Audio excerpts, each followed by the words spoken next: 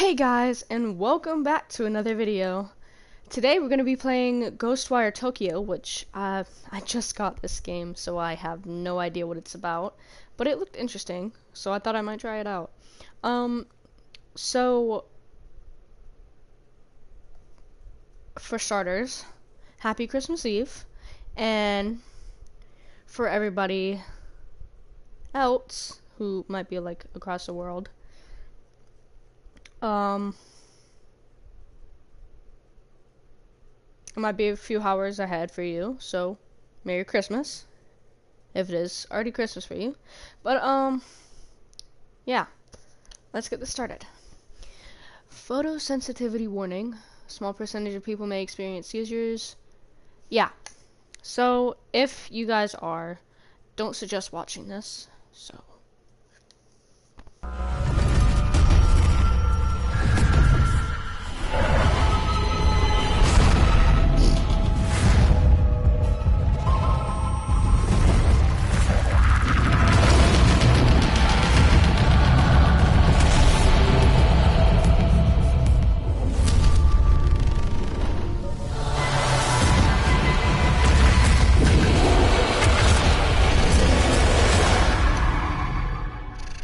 This seems pretty cool.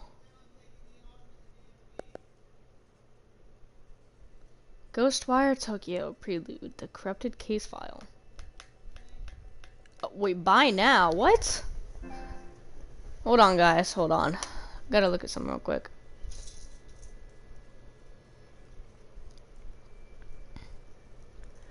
Oh, I'm playing the prelude. Okay. Alright, well, if I do end up liking the game, and I have enough money to buy it, I will actually get this game, and we'll see where it goes from there, you know?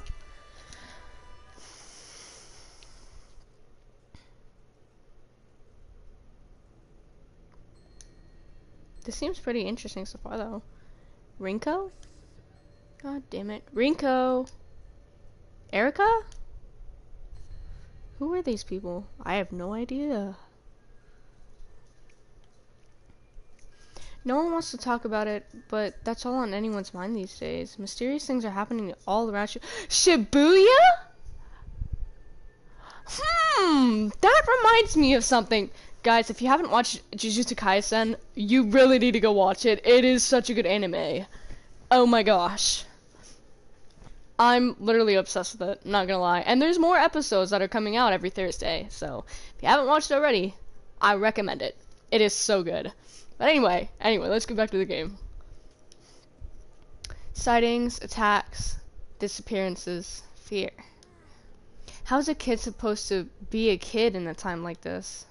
But honestly, Ryota never really was like most kids. He's not usually glued to his phone all day. King Krang's vanishing. Next vanishing. Bathroom vanishing. Huh. Ryota's concerns bring him to a mysterious case file posted online. It's called Kirigaoka Vanishing. He reads himself the best he can. Having tracked another report of the dark fog to the area, I arrived to find it had passed, leaving dreary rain hanging over the neighborhood. At the scene, all we found were clothes of a mother and a son, left behind like two molded cicada shells. It's hard to even imagine. A parent and her child just gone. Precious lives snuffed out forever. My heart sank knowing that I had failed to protect them. It was the worst feeling I'd ever felt. As if on cue, the rain started pouring down. Heavier and heavier it fell with each passing minute. But I couldn't be bothered to take out my umbrella. That's when the obvious culprits returned to the scene of the crime. A group of monsters. They had umbrellas of their own, as if rain followed them wherever they go. I was furious. I brought hell down onto them at that very moment. They tried to protect themselves with the umbrellas, but I just kept pounding on them until they were battered and broken. I was so exhausted I could have fallen over at any moment. But my utter wrath kept me going. As I picked up to leave, I still refused to open up my own umbrella. I just walked away, rain pouring and soaking me to the bone. KK. Unable to shake the idea that monsters are all around him, Ryota navigates on his phone to a document called the Marinucci Vanishing. I'm sorry if I butcher these names. I don't really know how to pronounce these. The language is complicated, but he works to understand it. It says, I got a tip on a missing woman from Marinucci. When you've been a detective as long as I have, you tend to build up a big network of contacts. The story my contact told me was that they saw the woman one day when the fog rolled in and blanketed the area, and then poof, she was gone. Times like these make me wish a certain somebody was around. Come to think of it, the fog in these disappearances set the scene for when I first met the rest of my crew. Everybody kept talking about folks up and just disappearing, and I thought it was just a load of horse crap. It wasn't until I met them and till my encounter that I believed. Ever since then, I've been haunted by what I could call what I would have once called hallucinations. Turns out being able to see spirits and monsters isn't a fantasy movie nonsense after all. I'm so sorry. I am a little bit tired and I have dyslexia, so sorry if I'm just like repeating the same thing over and over again. Guess I should be thankful, because otherwise I wouldn't have seen it through. That monster taking the form of the woman. She made a bunch of red orbs appear that chased me around, but I knew so long as I didn't let myself get surrounded, I'd be okay. She was a nightmare to look at, so I put her out of her misery. When I searched the scene, I spotted a woman's handbag, found the missing lady's ID cards in there. Then I came across some clothes that looked like they would have been hers. They were in a little pile, but the way they had fallen made it clear that her body had just vanished. No mistaking whose handiwork it was either. I finally managed to get my hands on a solid enough lead to work with. KK.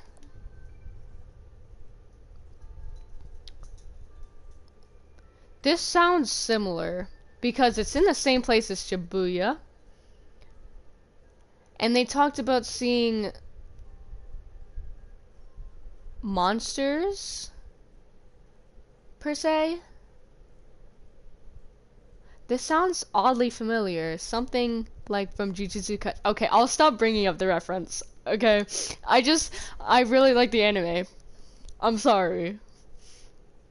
Could monsters really live among us? These case files say that, yes, they absolutely can and do. According to this one, a lady called me about a missing person who had vanished from the bathroom of her apartment. Usually I'd brush it off as another runway, but after seeing the crows circling above her apartment, I had a feeling there'd be more to this. The black stains on the front of the door verified my hunch. Turns out that I'm the only one that can see black stains. See these black stains. The lady who lived there and showed me in made no signs of noticing it. She showed me the bathtub and gave me a play-by-play of what happened. Her boyfriend was taking a bath, longer than usual, so she went in the bathroom to check in on him. When she opened the door, her boyfriend was gone, just for a short instant. There was a reflection of an old shrine on the surface of the bathwater. That sounds oddly familiar. I rubbed my finger on the rim of the bathtub and there was a transparent, sticky slime-like substance on it. A reflection of a shrine shone on the water's surface. I'll need to talk further with my team about this incident to see if these things ring any bells. I purged the black stain on the front door and then left the scene. Poor lady. What will she do now? What can any of us do? KK.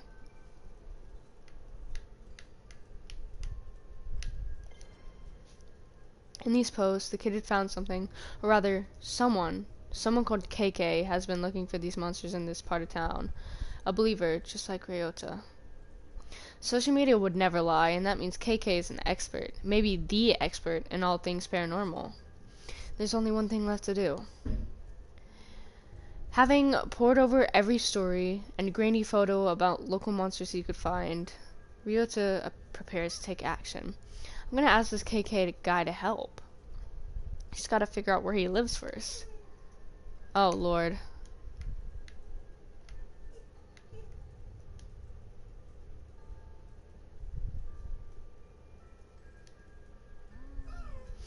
Dear Mr. Investigator person.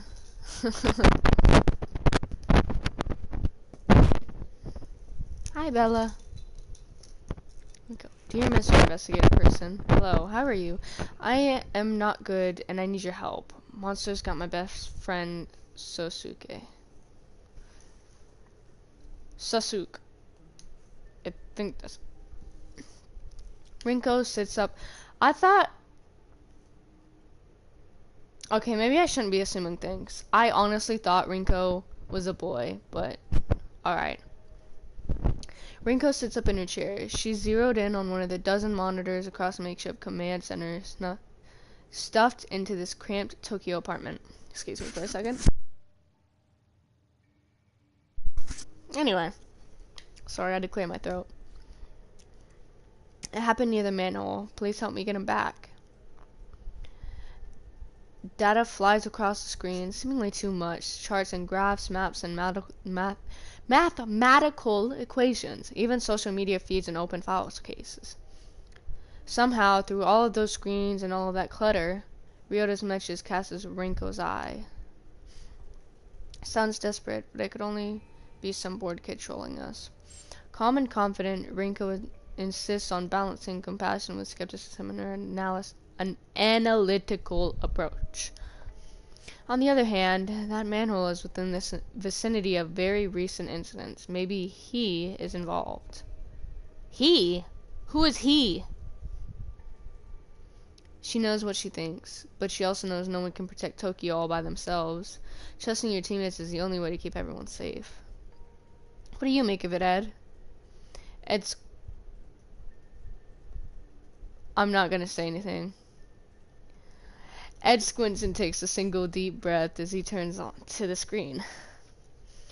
He has something to say, but holds it back. Technology is easy. People are hard.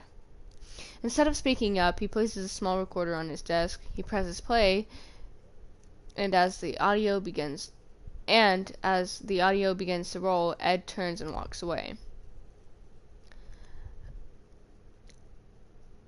I've heard intriguing stories about the so-called manhole girls in Japan, vengeful ghosts of bullied students said to trick other children into following them into the sewer, from where they never return.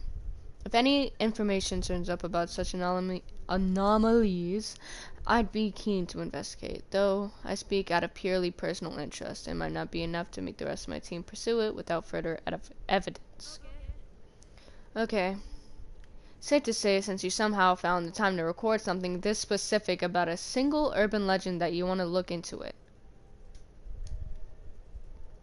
Ed is already engrossed in other work. He doesn't respond. He certainly doesn't notice when Rinko rolls her eyes. He rarely does. Probably best we have no idea how you spend your free time, huh, Ed? Erica has been sitting next to Rinko this entire time, listening and waiting for the right time to chime in. That time is... Want me to check it out? I don't think so, Erica. Could be dangerous. What if something happens to you? Seriously? You still don't trust me to go out by myself for 5 minutes in the middle of a day? Just 16 years old, Rinko might be right not to trust Erica on something dangerous. But Rinko knows that Erica has shown maturity beyond her years. She gives Erica an almost sisterly look out of skepticism. You know it's not that. Rinko quickly turns back to her monitors and away from Erica. But for all her maturity, Erica can't keep quiet from pouting. Stop making that face. Besides, we've got our own private detective in the vicinity already. I'll have him take a look.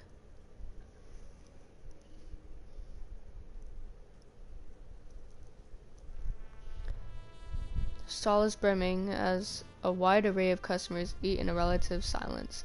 The only sound they make is the slurping of their noodles. Silence breaks when a phone begins to vibrate upon the countertop. The owner ignores it, choosing to focus on his meal instead. The phone doesn't care about his hunger and continues to vibrate. The phone wins. The peace and solitude have shattered. This is no way to enjoy noodles. Gosh darn it.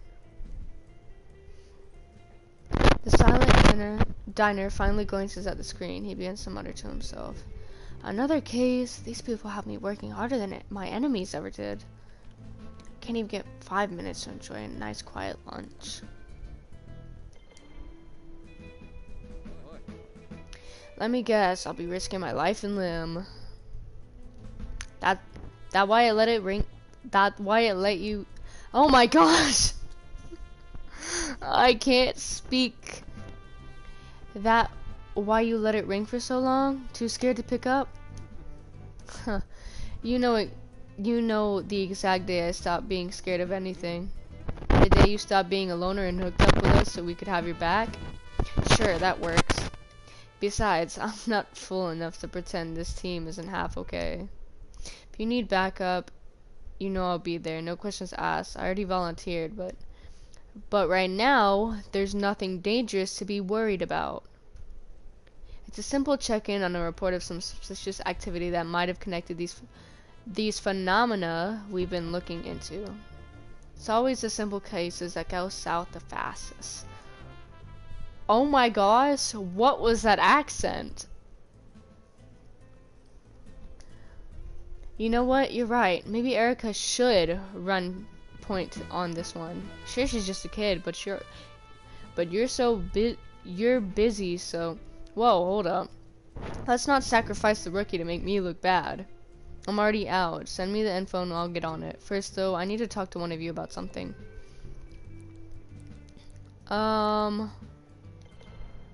Hey Rinko, let me guess. Pissed I interrupted your precious solitary soba time guy. Irked, not pissed. I was almost done. God forbid the report of a vengeful spirit abducting children interrupt the same bowl of noodles you've had 1,000 times. Not much left in this world I love. When I think of something else, I'll tell you. You won't have a chance to add that to the list if we don't figure this out. We both know how powerful the forces we're dealing with really are. We have to keep pulling these threads until we've unraveled the whole dang thing. No thread is too small. Guess I can't argue with that. I know I can rely on you. It might be the only thing I know for certain. Now go prove how smart I am. It's the job I was born to do.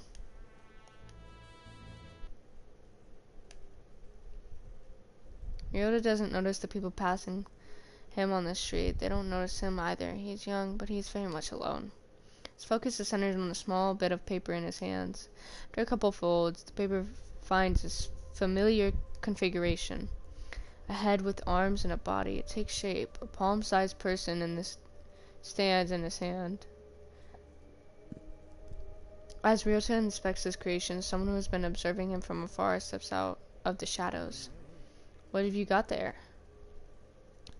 Ryota looks up. He's nervous, but clutches the paper doll in his hand to stay brave. He's not running or hiding, despite the gruff stranger staring at him.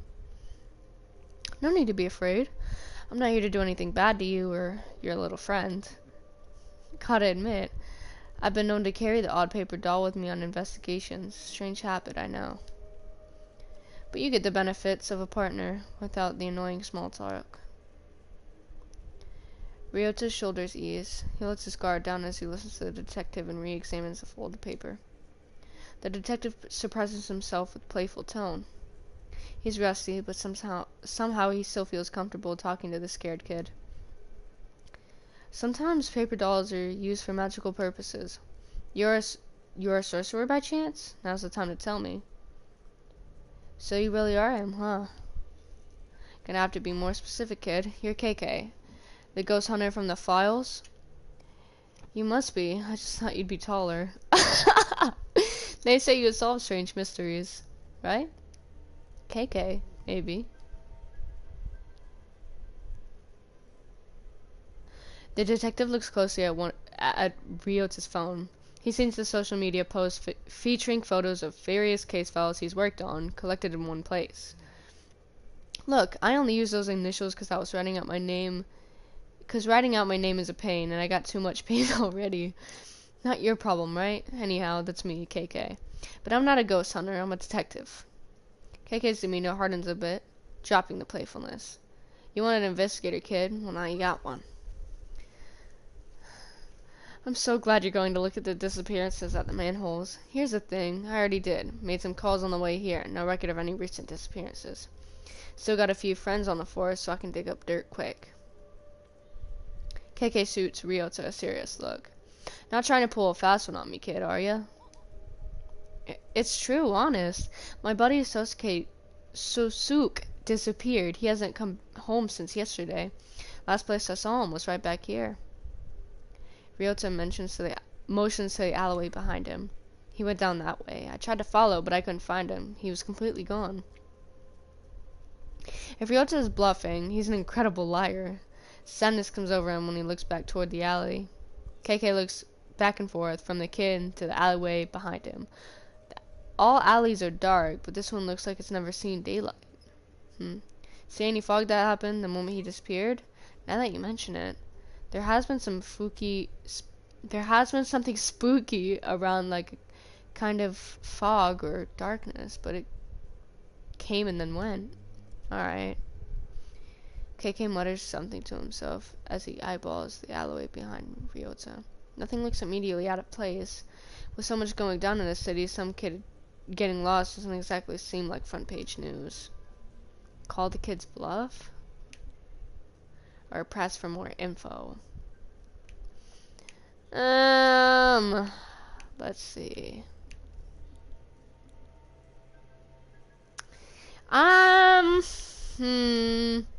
He could be like just a really good liar. I don't know.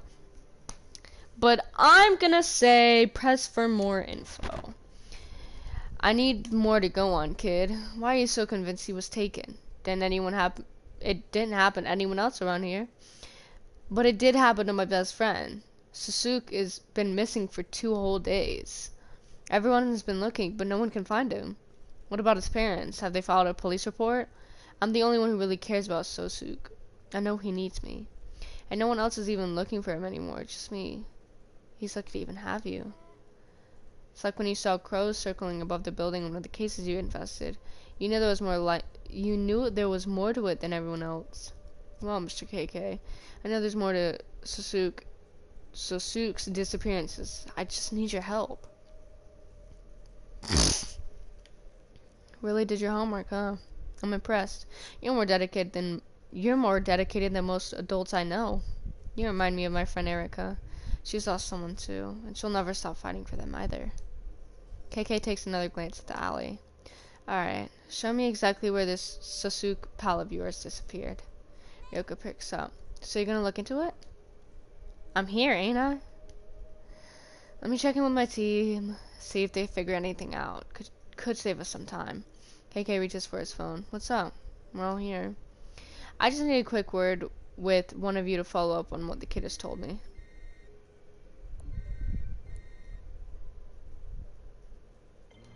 I feel like I'd be the right choice. Had you found anything in those files of yours while I was talking to this kid? Unfortunately, I've only done a limited amount of my own researches to this legend before being pulled away by other tasks. That said, I've been quite eager to continue it. Ed, spit it out. What do you know? Of course, it's just a little theory.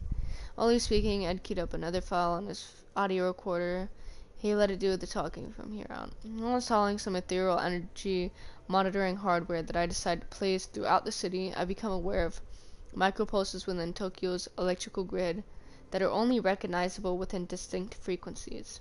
It's my belief that these frequencies are tied to spiritual resonance, a byproduct of vanishing experiments. My intention is to continue monitoring these pulses via a mobile lab with the hope of ultimately detecting a source location. So far, signs point to the Shibuya district, but I've been unable to produce more specific results. It's as if the source is continually moving, relocating perhaps, to avoid the exact type of precision detection that I seek to achieve. A moving target, eh? Hell, if you're trying to move quickly through the city undetected, you could do worse in the sewers. Well, time to test your theories. The theory of yours. Ryota, it's time to find Sasuke.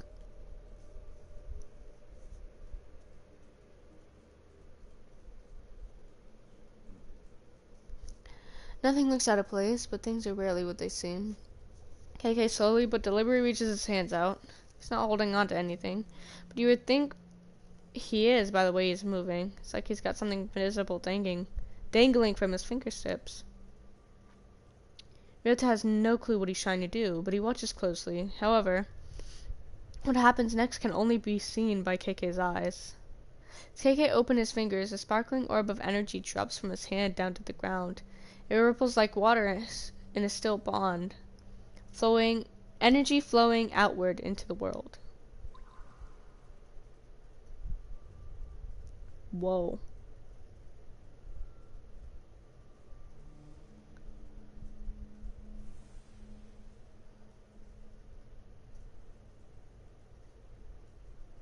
What in the world? A strange trail floats into view, as though a spirit has passed through this place. Psychic energy. The trail leads further on, deeper into the alley and out of view. Guess he went that way. Puzzled, Ryota follows KK's eyeline down the alleyway, but sees nothing out of the ordinary. What happened? I don't see anything.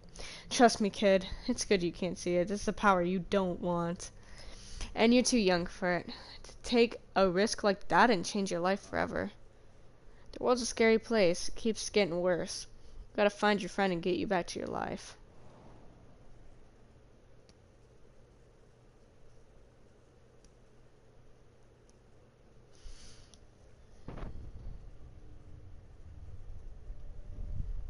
KK and Rinko are in big trouble this time, running like rats desperate to stay alive, with only a dingy sofa between them and monsters.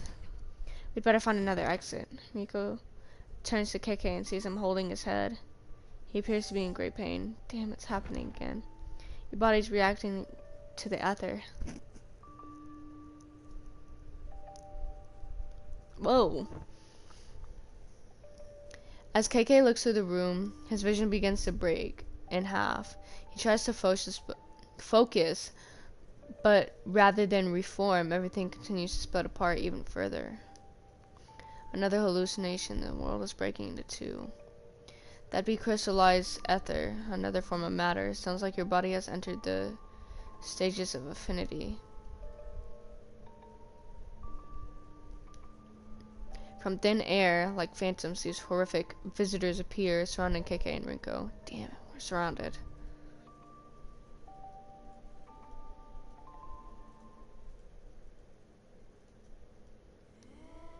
Mr. KK, are you okay?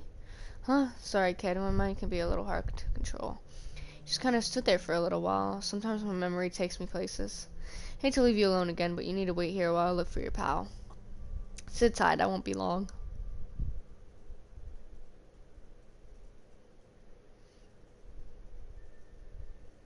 A report on Rinko's computer setup flashes on screen. Ed's monitoring software has a hold of something big. The results are clear, spiritual residue, and exactly at KK's location. What is it now?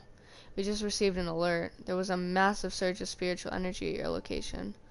Hold off on pursuing until we're able to send support. Can't wait forever, you guys. We might have a missing child on our hands. We got plenty of evidence. I know what I'm getting myself into. Relax, Ed. Relax. Ed's research has already prepared me. I'm ready. Appreciate the vote of confidence on behalf of my work, but that research was actually quite limited. There was more of a brief overview, in fact. I wouldn't call it actionable intelligence, so to speak. It was a very formative overview. I doubt I could be any more ready than I am right now. It's not fair to ask us for help. When you think you need us, then use our own words against us when you're too impatient to act as a team. We're in this together. KK decides to address more team member specifically to make his case.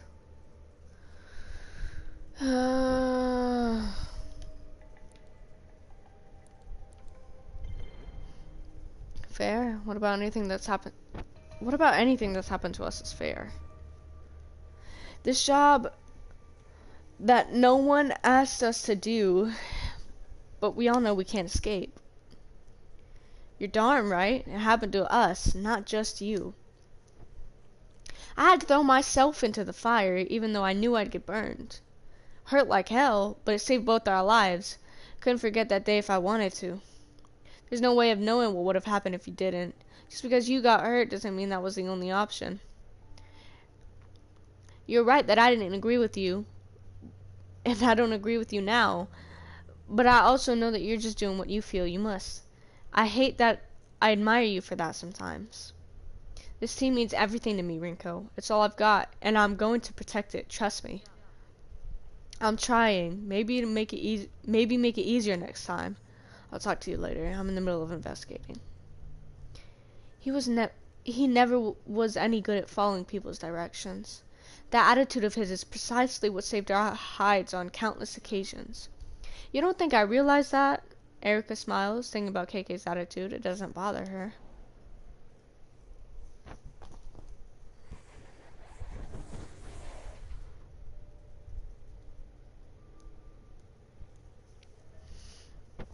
Damn, they're everywhere. KK's eyes dart between the two horrific figures and to some incredibly strange glowing crystals that hover nearby. As if he tries to speak, KK wheezes painfully. Rinko, what would happen if someone tries to touch either one of those crystals? Your guess is as good as mine. Might give you the power to fight back, might just make you even more miserable. Who can say? What about him? Did it grant him strength? Rinko nods silently. Getting his hand to KK without hesitation, stretches his hand out toward the crystals. Wait, stop. Stopping is not an option, not for any of us. You don't know what will happen. It could kill you. And those things won't. We're dead if we don't try something. We aren't out of options yet. You've thrown away everything to fight these monsters, same as me. There's not a goddamn thing left to lose at this point. Before Rinko can say anything else, KK reaches all the way out.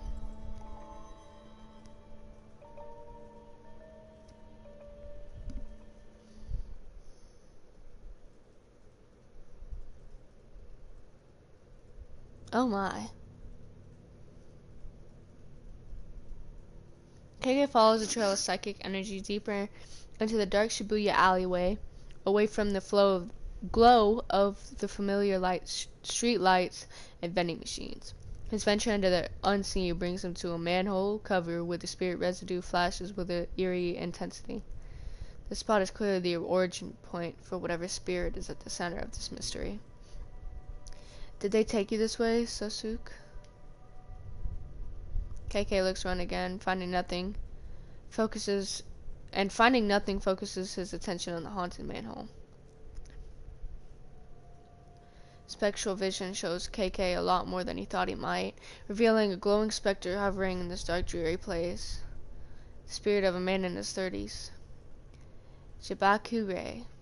According to Japanese lore, this type of spirit is trapped in a physical location. Okay, Spectre, what's keeping you tied down there? Spectre seems unable to answer him.